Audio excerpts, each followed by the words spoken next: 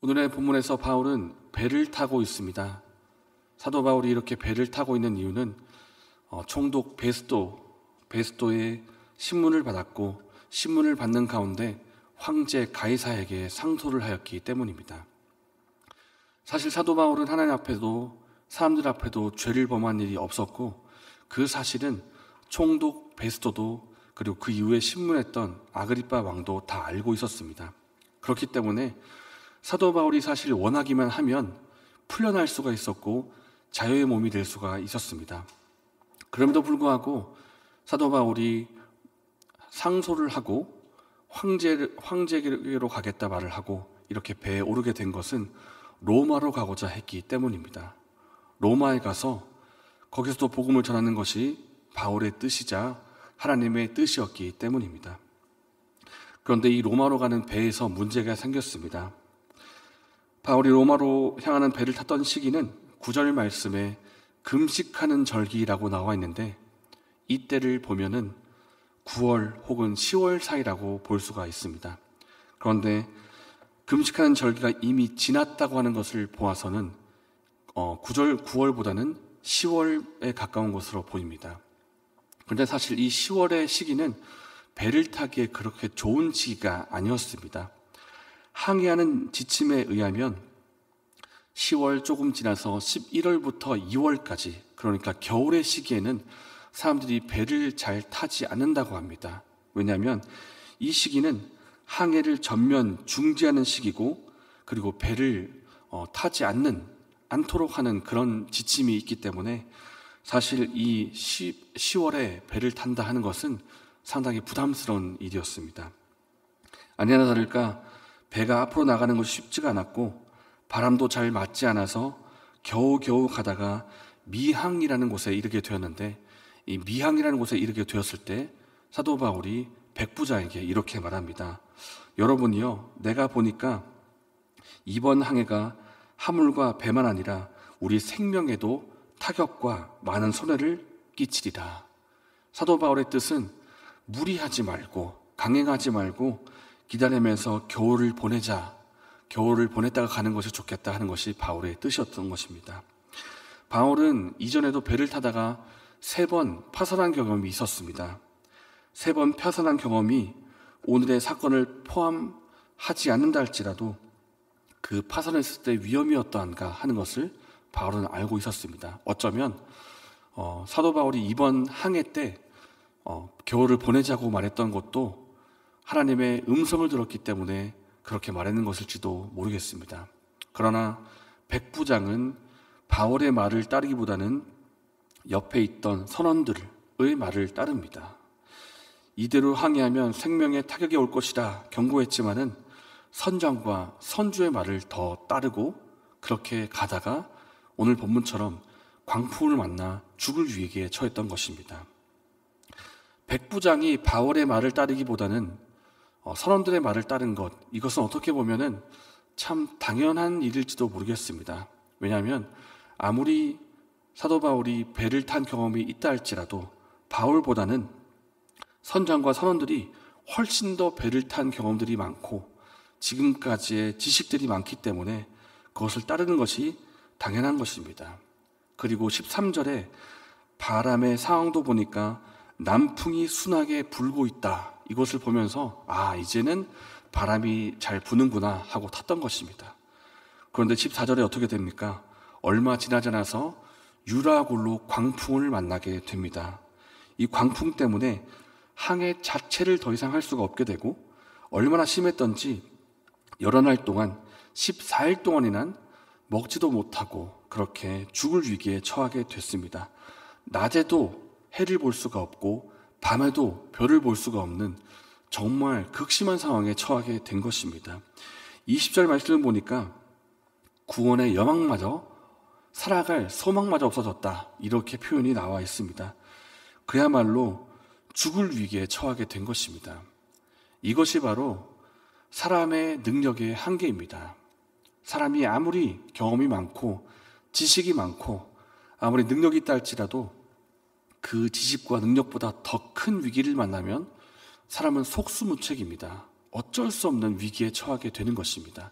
이것이 바로 사람의 한계인데, 그런데 오늘 본문 말씀에 사람의 한계에 부딪혀서 죽을 위기에 처한 이 시점에서 사람들을 향해서 희망의 메시지, 구원의 메시지를 말하는 사람이 딱 한 명이 있습니다. 바로 사도 바울입니다. 함께 22절의 말씀을 읽겠습니다. 내가 너에게 권하노니 이제는 안심하라. 너희 중 아무도 생명에는 아무런 손상이 없겠고 오직 배뿐이리라. 모두가 절망과 죽음을 생각하고 있을 그때 사도 바울 한 사람만 희망과 소망을 말합니다. 이렇게 말할 수 있었던 이유는 하나님께서 사자를 통하여서 바울에게 말씀하셨기 때문입니다. 24절입니다. 바울아, 두려워하지 말라. 내가 가이사의 앞에 서야 하겠고 또 하나님께서 너와 함께 항해하는 자를 다 내게 주셨다. 그러니까 사도 바울은 믿었습니다. 지금 이렇게 유라굴로 광풍이 몰아치고 있고 내가 죽음의 위기 앞에 어두캄캄한 그런 상황 속에 있지만은 가이사 앞에 설 때까지 내 생명이 보존될 것이다. 나와 함께 배를 타고 온 이 사람들도 다 생명이 보존될 것이다 하는 것을 믿었던 것입니다. 그렇기 때문에 하나님 말씀을 믿고 사람들에게 이렇게 선언하는 것입니다. 25절 말씀에 그러므로 여러분이여 안심하라. 나는 내게 말씀하신 그대로 되리라고 하나님을 믿노라.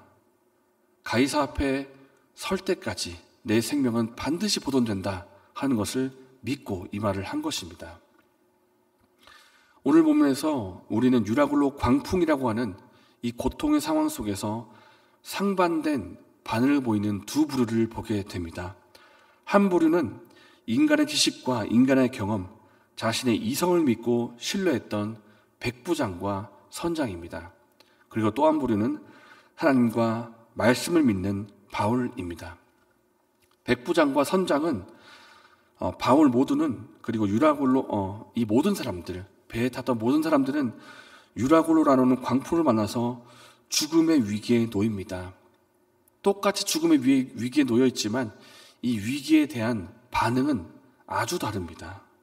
백부장과 선장은 어찌할 바를 모르고 인간의 한계를 넘어선 이 위기 앞에 어찌할 바를 모르고 죽음을 향해서 끌려가고 있지만은 사도 바울은 그 상황 속에서 생명과 희망을 말합니다. 그 이유는 사도 바울은 하나님을 믿었고 하나님의 말씀을 믿고 있었기 때문입니다. 오늘 본문에서 사도 바울이 하는 말을 다시 한번 보십시오. 25절과 26절에 여러분이여 안심하라. 나는 내게 말씀하신 그대로 되리라고 하나님을 믿노라. 그런즉 우리가 반드시 한 섬에 걸리리라. 한 섬에 걸린다는 것은 반드시 구조된다는 뜻입니다. 이것이 자신의 힘과 지식, 자신의 경험을 의지하는 사람과 하나님을 믿는 사람과의 차이점입니다. 자신의 힘을 믿고 자신의 경험과 능력을 믿는 사람은 겉으로 볼 때는, 사람의 눈으로 볼 때는 굉장히 화려해 보이고 자신만만해 보이지만 자신의 힘보다 더 큰, 더 위협이 되는 유라굴로 같은 인생의 폭풍을 만나면 속수무책입니다. 그 폭풍이 사람의 힘과 사람의 능력을 압도하기 때문입니다. 그러나 하나님 말씀과 하나님을 믿고 따르는 사람은 유라굴로 같은 인생의 폭풍, 광풍을 만나면 역시 동일하게 힘들고 고통이 따르겠지만은 그러나 결코 무너지지 않습니다. 그리고 자신의 주위의 사람들을 향해서 생명의 메시지까지도 전할 수가 있습니다. 왜냐하면 그 사람은 폭풍보다 더 크신 하나님, 폭풍도 잠잠하게 하신 하나님을 믿고 의지하기 때문입니다. 시편 37편 말씀은 하나님을 의지하는 자에 대해서 이렇게 말씀합니다. 여호와께서 사람의 걸음을 정하시고 그의 길을 기뻐하시나니 그는 넘어지나 아주 엎드러지지 아니함은 여호와께서 그의 손으로 붙드심이로다.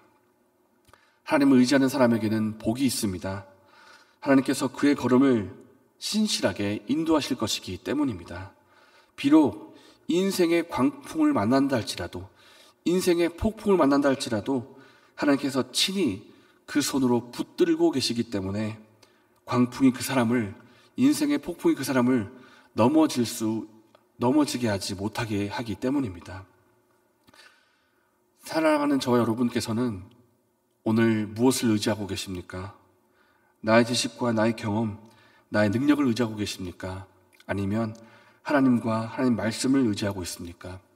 오늘 저와 여러분이 내 힘과 내 경험과 내 지식이 아니라 하나님을 믿고 의지하는 그런 저와 여러분 되시기를 바랍니다. 이 시간 말씀을 생각하면서 기도하겠습니다. 우리에게 주어진 삶의 길을 걸어갈 때 내 힘과 내 능력, 내 경험과 내 지식을 의지하지 않게 해주시고 겸손히 하나님을 의지하며 하나님 말씀과 능력을 의지하며 믿음의 길을 걷게 하여 주셔서 이렇게 기도하시고 개인적인 제목으로 기도하신 후에 자유롭게 돌아가시겠습니다.